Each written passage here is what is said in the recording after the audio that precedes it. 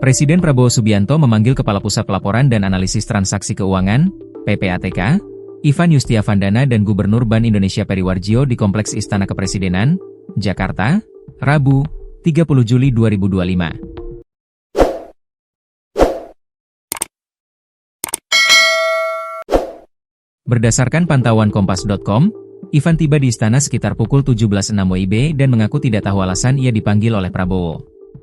Iya nanti ya. Saya dipanggil Presiden, belum tahu agendanya, ujar Ivan ke awak media. Tak lama setelah Ivan, giliran Peri yang tiba di Kompleks Istana tanpa memberikan komentar kepada jurnalis. Pertemuan Ivan dan Peri dengan Prabowo ini berlangsung ketika masyarakat ramai memprotes kebijakan PPATK memblokir rekening dormant atau rekening tidak aktif. PPATK melakukan pemblokiran sementara terhadap rekening bank yang tidak aktif, dormant, dalam jangka waktu 3 bulan. PPATK menjelaskan, kebijakan pemblokiran rekening tidak aktif atau dorman dilakukan sebagai upaya pencegahan terhadap penyalahgunaan rekening oleh pihak yang tidak bertanggung jawab.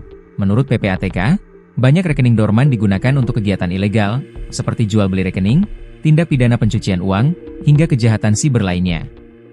Ivan menegaskan bahwa saldo tabungan di rekening dormant yang diblokir tetap aman. Hak nasabah 100% tidak akan hilang, ujar Ivan.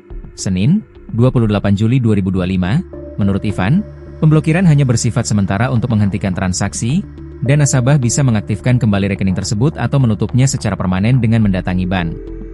Ivan menjelaskan, pemblokiran dilakukan sesuai dengan Undang-Undang Nomor 8 Tahun 2010 tentang Pencegahan dan Pemberantasan Tindak Pidana Pencucian Uang. Tindakan ini bertujuan mencegah penyalahgunaan rekening oleh pihak tak bertanggung jawab. Pemblokiran dilakukan untuk melindungi hak dan kepentingan nasabah atas rekeningnya karena sekarang marak sekali rekening-rekening yang tidak aktif dari nasabah lalu diperjualbelikan dan dipakai untuk transaksi ilegal tanpa sepengetahuan nasabah, kata Ivan.